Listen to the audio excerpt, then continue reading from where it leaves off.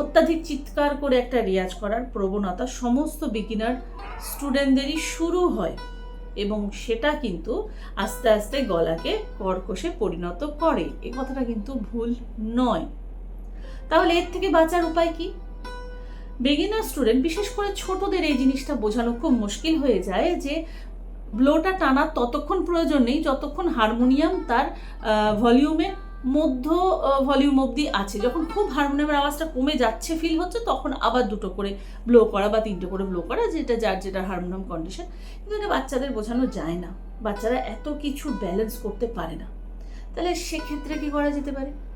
সেক্ষেত্রে যখন বুঝছেন যে আপনার শিশুটি হারমোনিয়ামটি বড় জোরে বাজাচ্ছে, তখন তার উপায় হিসাবে হারমোনিয়ামের ওপর কিছু চাপিয়ে দিন।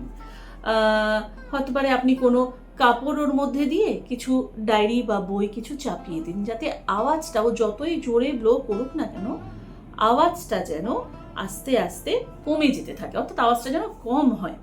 এবং ওকে বলতে হবে যে তুমি কখনোই চিৎকার করে কিন্তু করবে না।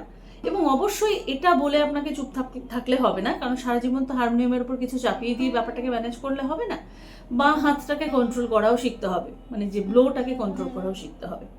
তাই সেক্ষেত্রে তাকে কিন্তু বোঝাতে হবে, এটা গুরুর কাজ, যে হারমোনিয়ামটা কিভাবে বাজাতে হয় সেটাও কিন্তু একটা শিক্ষার বিষয়।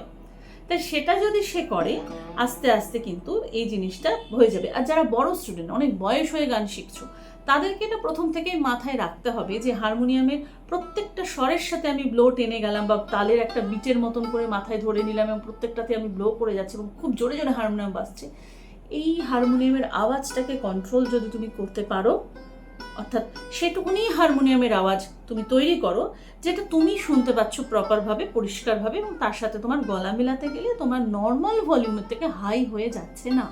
সুতরাং এই আওয়াজে যদি করো, তাহলে কিন্তু তোমার হারমোনিয়ামে রেয়াজ করলেও তোমার গলার আওয়াজ কোনোদিনই কর্কশ তৈরি হবে না।